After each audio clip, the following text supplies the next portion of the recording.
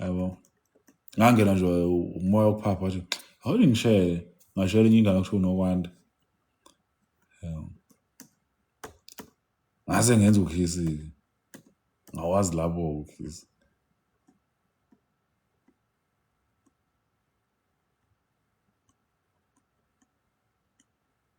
mina futhi kuyangibhora ukushela nganza wethu lento ukuthi ngizoku-approach emgwaqeni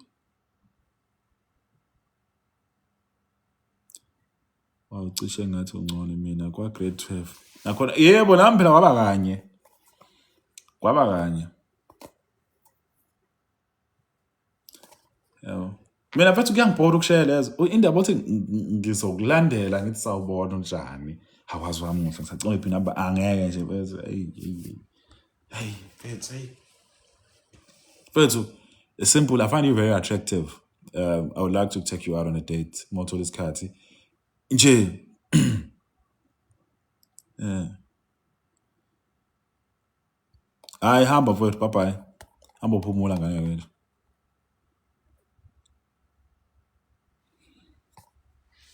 Awu, kanye yebo kanye.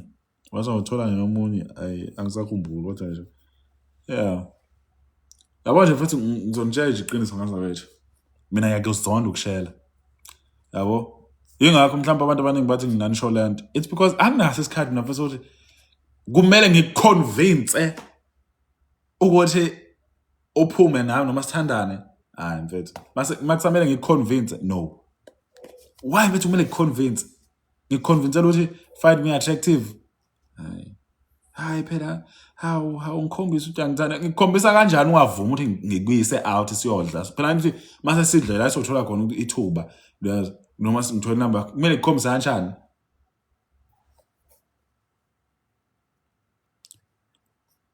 ilapho phela ngiliba khona kudaba yes kwi-date ngoba phela kwi-date I get an opportunity to actually know more about you yabo futhi angikubuzi mina emsangano nje what's your favorite color angenzi lonto leyo ngikubuza mina ukuthi mfethu given that manje mathi uyashona manje ungakwazi ukuyingcwaba yabona imibuzo eserious yabo izinto ongayibuza kwi-first date leyo uthi mfethu given that we then initiate a relationship awunazo izikweletu yeah izikweletu onazo futhi zingakanani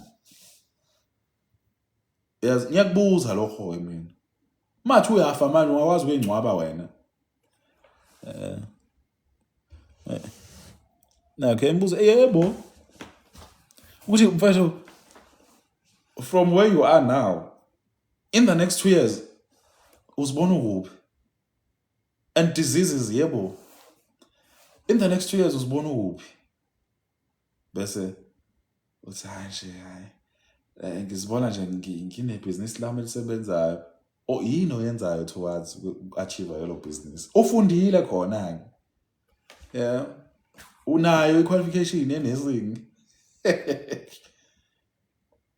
no phela mfethu nganza wethu we're looking for stability njengamanje yabo indaba ukuthi unama hips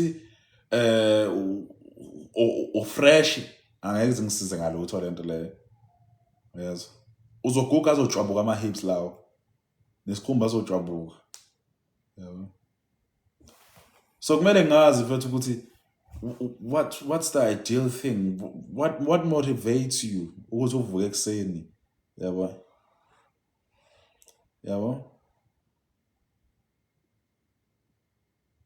inkolelo yakho ilele kuphi yebo hips are forever well no mawuzoshawa icancer kuzoyenzakalani yabo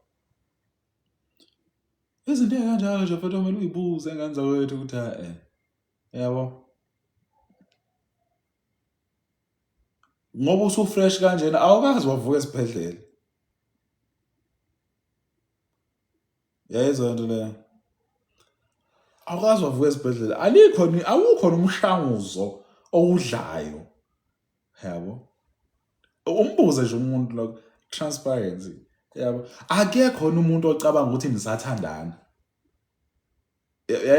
yayizo lo question leyo it's very very mindful akekho yini umuntu kulabo okwathandana nabo noma izeshelo zakho ocabanga ukuthi ngiyathandana. Yabo, very different.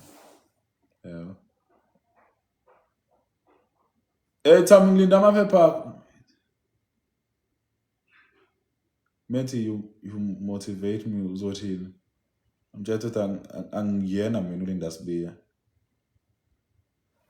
Hawu. Phela nganza kwethu kukhona umuntu ozothi mfethu listen I just